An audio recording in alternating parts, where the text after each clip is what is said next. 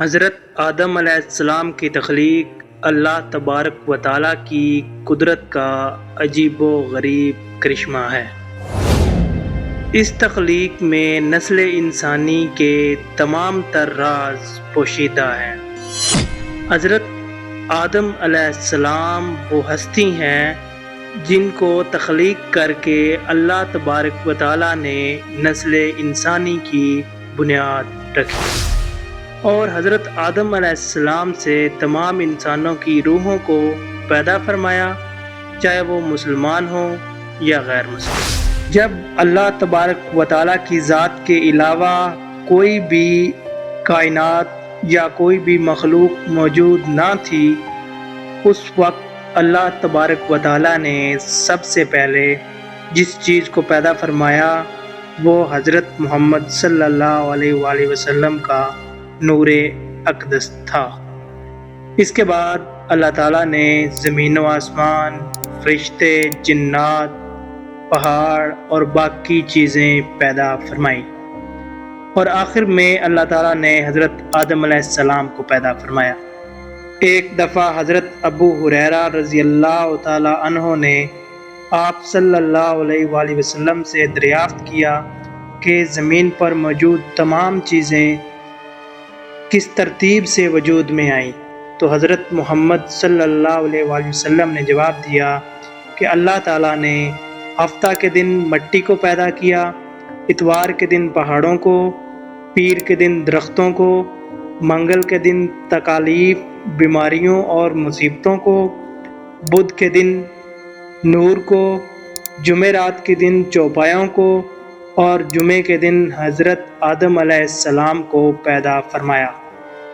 اللہ تعالیٰ نے حضرت آدم علیہ السلام کی تخلیق کا ارادہ فرمایا، جس کا ذکر قرآن مجید میں اس طرح آتا ہے: وَإِذْ قَالَ رَبُّكَ لِلْمَلَائِكَةِ، اور جب تمہارے رب نے فرشتوں سے کہا، اِنِّی جَاعِلٌ فِي الْأَرْضِ خَلِيفَةً، بے شک میں زمین پر ایک خلیفہ بنانے جا رہا ہوں۔ قَالُوا أَتَجْعَلُ فِيهَا مَن يُفْسِدُ فِيهَا وَيَسْفِكُ الدِّمَاءَ، انہوں نے کہا، کیا تو بنائے گا اس میں اس کو جو فساد کرے گا اور خون بہائے گا؟ وَنَحْنُ نُسَبِّحُ بِحَمْدِكَ وَنُقَدِّسُ لَكَ، اور ہم تیری تعریف اور پاکیزگی بیان کرتے ہیں۔ قَالَ إِنِّي أَعْلَمُ مَا لَا تَعْلَمُونَ، تو فرمایا کہ جو کچھ میں جانتا ہوں وہ تم نہیں جانتے۔ تو سب سے پہلے اللہ تعالیٰ نے حضرت جبرائیل علیہ السلام کو روئے زمین پہ بھیجا اور کہا کہ زمین کے مختلف حصوں سے مٹی لے کے آؤ۔ تو حضرت جبرائیل علیہ السلام زمین پر پہنچے اور مٹی لینے لگے تو زمین نے دریافت کیا، اللہ تعالیٰ نے مٹی لینے کے لیے کیوں بھیجا ہے؟ تو حضرت جبرائیل علیہ السلام نے کہا، اللہ تعالیٰ اس مٹی سے ایک مخلوق بنانے جا رہا ہے۔ تو زمین نے حضرت جبرائیل علیہ السلام سے اللہ کی پناہ مانگی، تو آپ نے زمین پر رحم کھایا اور بغیر مٹی لیے واپس چلے گئے۔ اللہ تعالیٰ نے پھر میکائیل اور اسرافیل علیہ السلام کو بھیجا کہ وہ زمین پہ جائیں اور مٹی لے کے آئیں، لیکن وہ بھی اسی طرح زمین پہ رحم کھا کے واپس آ گئے۔ تو پھر اللہ تعالیٰ نے حضرت اسرائیل علیہ السلام کو بھیجا اور کہا کہ جاؤ اور زمین سے مٹی لے کے آؤ۔ تو حضرت اسرائیل علیہ السلام نے زمین پہ قدم رکھا اور زمین سے کہا کہ میں اللہ کے حکم سے مٹی لینے آیا ہوں۔ تو زمین نے پھر پناہ مانگی، تو اس پہ حضرت اسرائیل علیہ السلام نے زمین سے کہا کہ میں تمہارے رونے دھونے سے اپنے رب کی نافرمانی نہیں کر سکتا۔ اس کے بعد حضرت اسرائیل علیہ السلام نے زمین کے مختلف حصوں سے مٹی اٹھائی اور اس کو خانہ کعبہ کے قریب جمع کیا۔ اسی لیے اللہ تعالیٰ نے حضرت اسرائیل علیہ السلام کو ملک الموت کا رتبہ عطا فرمایا۔ حضرت آدم علیہ السلام کی تخلیق کے لیے زمین کے مختلف 7 مقامات سے مٹی اٹھائی گئی، جن میں مدینہ منورہ، طائف، بیت المقدس، ہندوستان، ابو قبس اور عدن، اور اس کے علاوہ مکہ مکرمہ شامل ہیں۔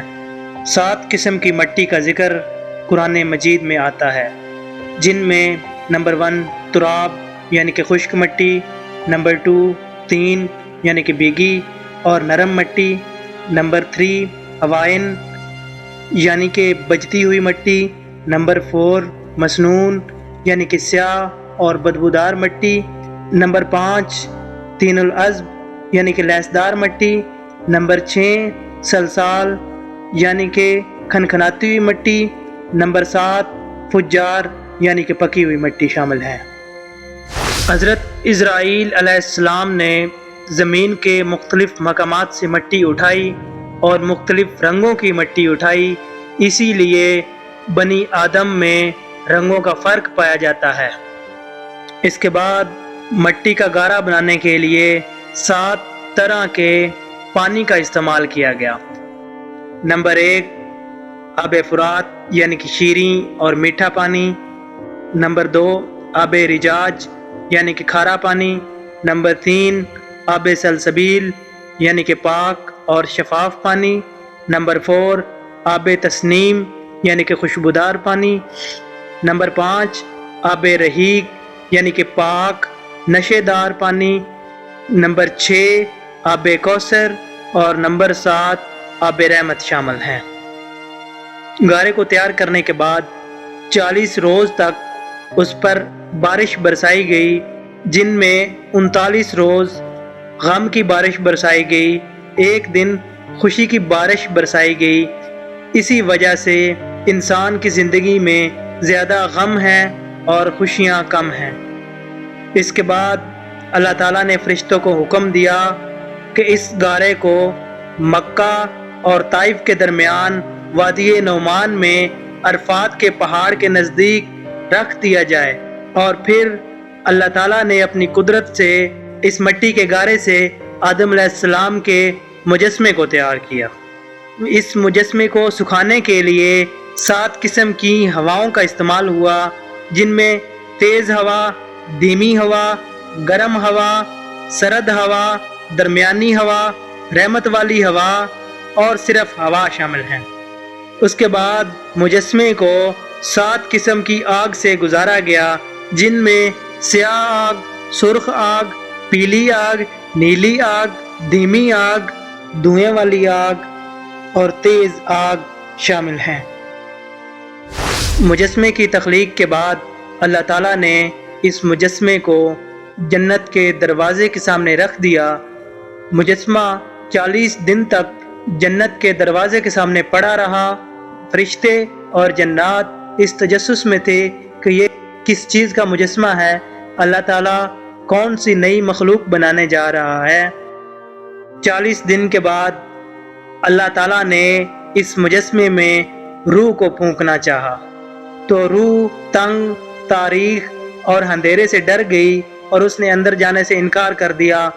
تو اللہ تعالیٰ نے وعدہ فرمایا کہ میں تمہیں باہر نکالوں گا، اور ساتھ ساتھ حضور اقدس صلی اللہ علیہ وآلہ وسلم کا نور اقدس مجسمے کی پیشانی میں رکھا، تو روح خوشی خوشی اندر داخل ہو گئی۔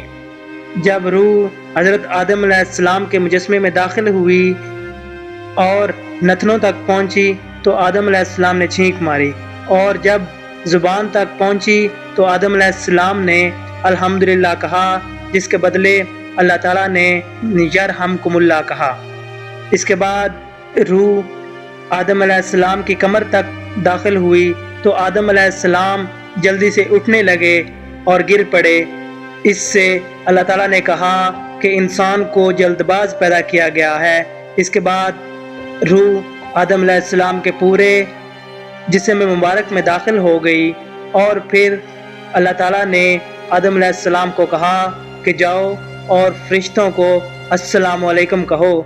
تو آدم علیہ السلام گئے اور فرشتوں سے سلام کیا، تو فرشتوں نے وعلیکم السلام کہا۔ تو اللہ تعالیٰ نے کہا کہ یہ بنی آدم کا آپس میں سلام دعا ہوگا۔ تو حضرت آدم علیہ السلام نے پوچھا بنی آدم کون؟ تو اللہ تعالیٰ نے کہا کہ تمہاری اولاد۔ تو آدم علیہ السلام نے کہا میری اولاد کون ہوگی؟ تو اللہ تعالیٰ نے اپنا دست مبارک حضرت آدم علیہ السلام کی پیٹھ پہ رکھا، تو بہت سی روحیں حضرت آدم علیہ السلام کے جسم سے نکلیں۔ یہ تمام تر روحیں دنیا میں موجود تمام تر آنے والے لوگوں کی تھیں، ان میں تمام تر لوگ چاہے وہ مسلمان ہیں یا غیر مسلم شامل ہیں۔ اس کے بعد اللہ تعالیٰ نے حضرت آدم علیہ السلام کو مختلف چیزوں کے نام سکھائے۔ ان چیزوں میں حضرت عبداللہ بن عباس فرماتے ہیں کہ پہاڑ، سمندر، پرندے، درخت اور دنیا میں پائی جانے والی بہت سی چیزیں شامل ہیں۔ اللہ تعالیٰ نے حضرت آدم علیہ السلام کو فرشتوں کو سامنے پیش کیا اور فرشتوں سے کہا کہ ان چیزوں کے نام بتاؤ، تو فرشتوں نے کہا قالوا سبحانک لا علم لنا الا ما علمتنا، یا اللہ ہم تو اتنا ہی جانتے ہیں جتنا تم نے ہمیں بتایا ہوا ہے۔ تو اس کے بعد اللہ تعالیٰ نے یہی سوال حضرت آدم علیہ السلام سے کیا، تو حضرت آدم علیہ السلام نے ان تمام تر چیزوں کے نام صحیح بتا دیے۔ تو اس کے بعد اللہ تعالیٰ نے کہا میں نے کہا تھا نا کہ میں جو جانتا ہوں وہ تم نہیں جانتے۔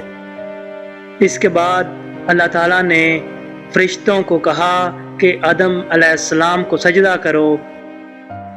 وَإِذْ قُلْنَا لِلْمَلَائِكَةِ اسْجُدُوا لِآدَمَ فَسَجَدُوا إِلَّا إِبْلِيسَ، اور جب کہا فرشتوں کو کہ آدم کو سجدہ کرو تو تمام تر فرشتے سجدے میں گر پڑے۔ یہ سجدہ عبادت والا سجدہ نہیں تھا بلکہ سجدہ کاظمی تھا، لیکن ابلیس نے سجدہ کرنے سے انکار کر دیا۔ اس نے حضرت آدم علیہ السلام کے پیٹ پر تھوک دیا، تو اللہ تعالیٰ نے جبرائیل کو کہا کہ تھوک والی مٹی لے آؤ، اور جبرائیل علیہ السلام نے وہ مٹی نکالی تو وہاں چھوٹا سا سوراخ ہو گیا جو ابھی بھی ناف کی صورت میں انسانوں کے اندر موجود ہے، اور اس ناف کی مٹی سے اللہ تعالیٰ نے کتے کو پیدا کیا۔ ابلیس نے کہا کہ میں تو آگ سے بنا ہوں اور میں اعلیٰ ہوں، اور آدم مٹی سے بنا ہے اور میں کسی خاکی کو سجدہ نہیں کروں گا۔ اس نے غرور کیا۔ شیطان نے اللہ تعالیٰ سے کہا کہ مجھے جب تک دنیا قائم ہے تب تک کے لیے آزادی چاہیے، میں تیرے بندوں کو بہکاؤں گا، ان کو بھٹکاؤں گا اور چاروں اطراف یعنی کہ مشرق، مغرب، شمال اور جنوب سے ان پر حملہ کروں گا۔ تو اللہ تعالیٰ نے کہا کہ میرے بندے اوپر اور نیچے سے تیرے حملوں سے محفوظ رہیں گے، نیچے مطلب سجدہ کر کے، اوپر مطلب دعا مانگ کے۔ اور اس کے بعد اللہ تعالیٰ نے حضرت آدم علیہ السلام کو جنت میں بھیج دیا اور شیطان ابلیس کو زمین پر بھیج دیا۔